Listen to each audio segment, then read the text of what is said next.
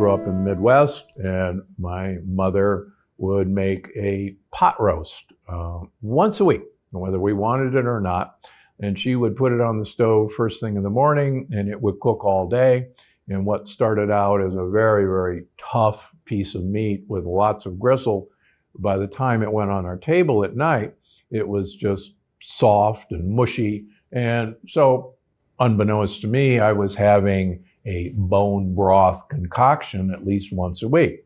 She would also do the same thing with spare ribs. She would actually put them in a pot of sauerkraut and cook them all day. And by the end of the day, there was the spare rib, the pork meat, along with all the collagen and gristle, had fallen off the bones and had mixed in with the sauerkraut. To this day, I hate that dish because I had it once a week, whether I wanted it or not.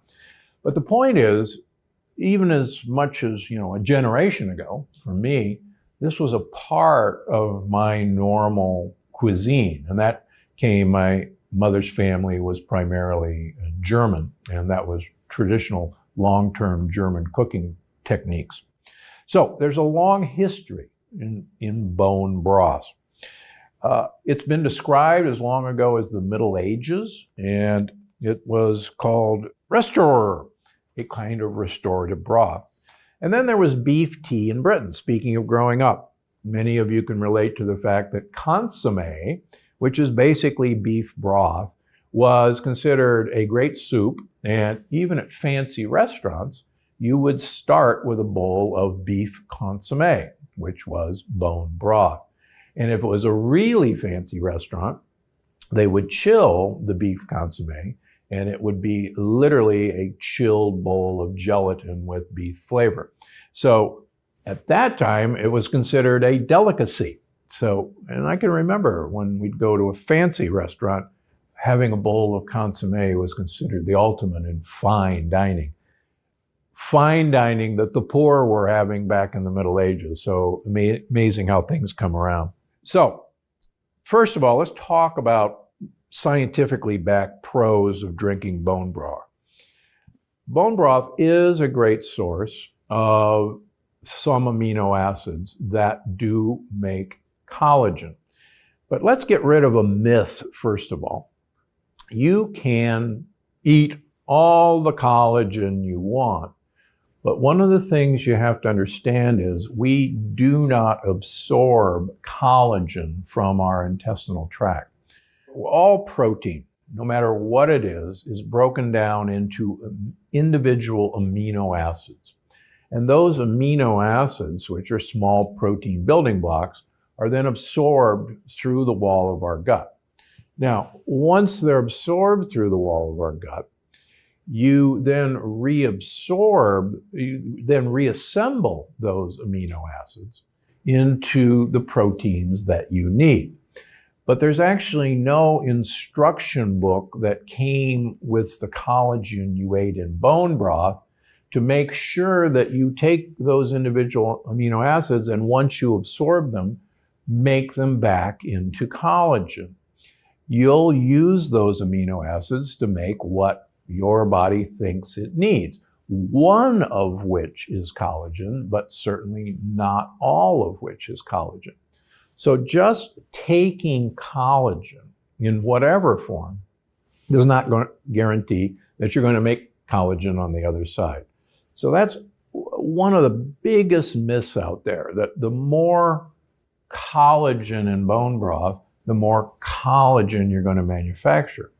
Now, it's great to have the building blocks to do that, but remember, you can get those building blocks without using bone broth, and that's the important thing. You can make collagen out of other amino acids. Now, bone broth in general contains an amino acid called glutamine. Now, glutamine is interesting because we do know that the intestinal cells, that one layer of cells that lines our gut, and that lining is the size of a tennis court inside of us. Those cells love glutamine. They actually use glutamine to grow and repair themselves, and that's scientifically proven. So the fact that bone broth has glutamine is a very scientifically valid way of feeding gut cells.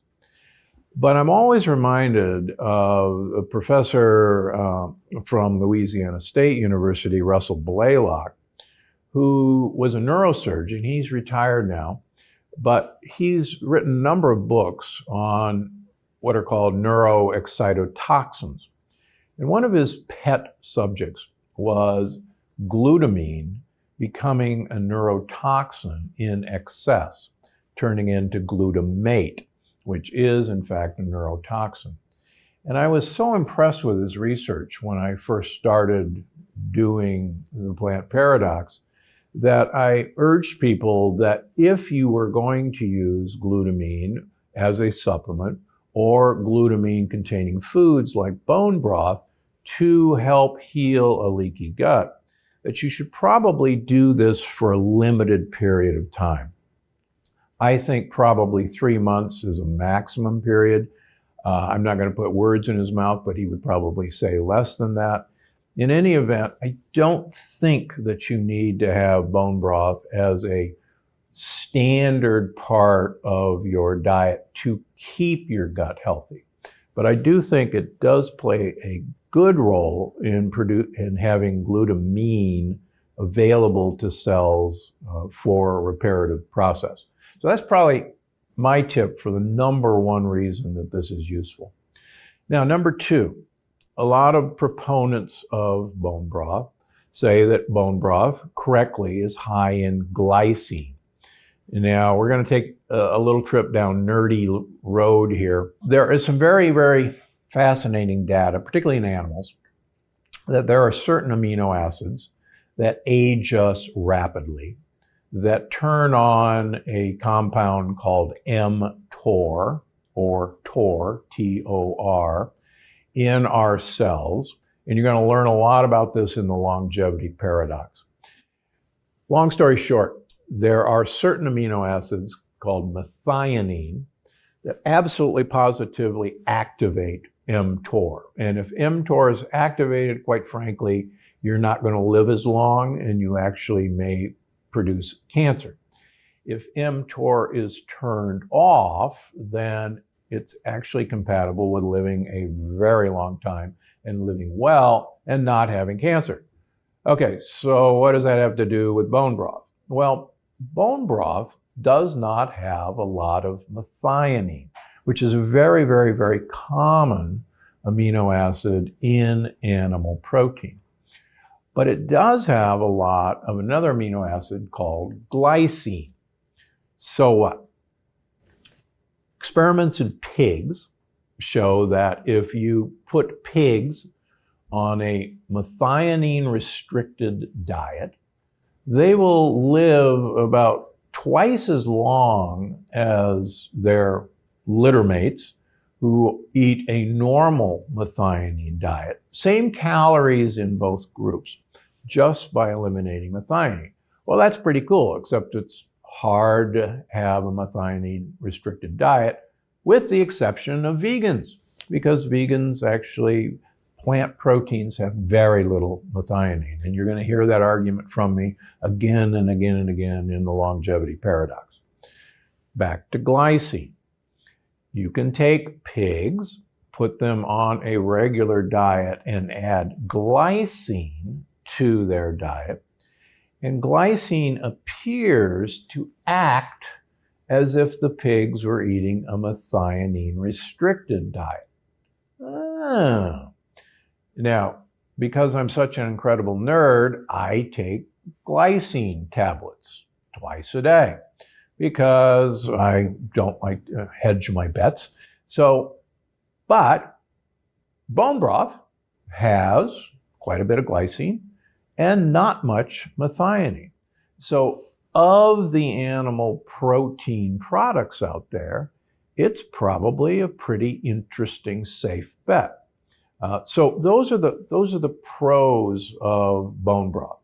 So if you want to use it to feed your intestinal cells, the enterocytes, for a while, that's great. If you want to experiment with it as a longevity technique because of the glycine, That's okay. But it is animal protein. And as you'll see in the longevity paradox, and as you learned in the plant paradox, in the end, animal protein ages us. I wish it didn't, but it does. And having said that, as you learned in the plant paradox, beef, lamb, and pork all have a sugar molecule called nu5AC, nu5GC, that can promote heart disease and cancer in us. Chicken and fish don't have it. So my personal feeling, if you can find true pastured chicken, you're probably safer with chicken bone broth than any other thing. And in fact, back in the good old days, a stewing chicken was how we ate chicken. And we actually made chicken soup from stewed chicken because we got all of that collagen from the tough old bird.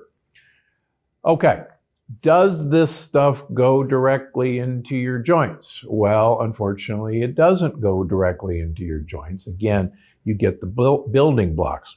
So it's, to me, a lot easier to consume things like hyaluronic acid as a supplement, a lot easier to consume chondroitin sulfate, MSM, acetyl L-glutamine temporarily to get the same effect. So you don't have to have bone broth. But if you're going to have bone broth, I would head towards chicken rather than beef, pork, or lamb as your best choices.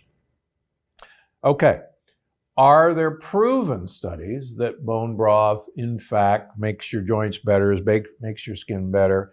In fact, there's very few studies that have ever substantiated anything about this. In fact, there are some good studies that show that the collagen in bone broth is not a reliable precursor as a supplemental source of collagen, and this is published data. So, unfortunately, it's just not the great panacea that people would like it to be. Now, having said that, and I get this from my patients and I get this on the internet, we have a recipe for bone broth in the Plant Paradox Cookbook. And it's really easy to do. So it's in the book, but what you do is you take 4 pounds of pasture-raised animal bones, you take 2 tablespoons of apple cider vinegar, put in some salt. Please use iodized sea salt. It's readily available now. Even Morton's makes it. Iodine is a critical component in your diet to make thyroid hormone. Please ditch the pink salt and ditch the plain sea salt and get iodine in your diet. I see a mini epidemic of hypothyroidism in this country. And getting some iodized sea salt in people's diets is miraculous in getting their thyroid back to normal. As an aside, if you're not going to do that, buy yourself some spirulina tablets. You can get it at Trader Joe's. It's organic, it's cheap. Take about 4 a day and you'll get plenty of iodine that way. Sorry for the aside. Throw in some onions, some parsley, some garlic. Put it in a pressure cooker or a slow cooker or a stock pot. And just like my mother did, just cook it all day. If you're using a pressure cooker, it'll take about 90 minutes. 10 hours in a slow cooker. Then just put it in a stock pot if you don't have either of those and just cover it and just put it on simmer for the day. Medium, low heat will be fine. When it's done, you take a strainer, you pour it through the strainer, and there you go. You've got your own set of bone broth.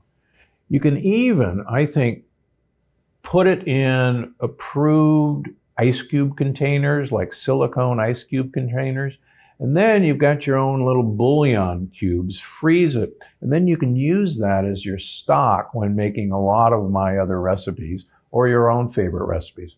You don't have to just keep it in the refrigerator.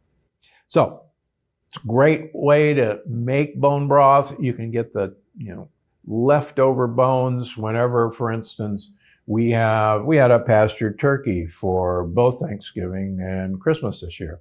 And we saved the bones from both of those birds, and we cooked those bones all day long, actually 2 days, and that's where we got our bone broth. So we're set now for several months, because we're not going to use it very often, but we're done and recycled our bird.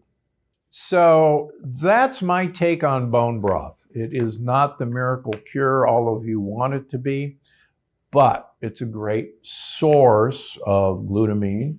It's a very interesting source for glycine, but just remember it's still an animal protein, and it goes with those provisos. Thanks for watching, but don't go anywhere. The next episode of the Dr. Gundry podcast is waiting for you now. All the great spices of the Middle Ages were actually pursued because of their polyphenol content.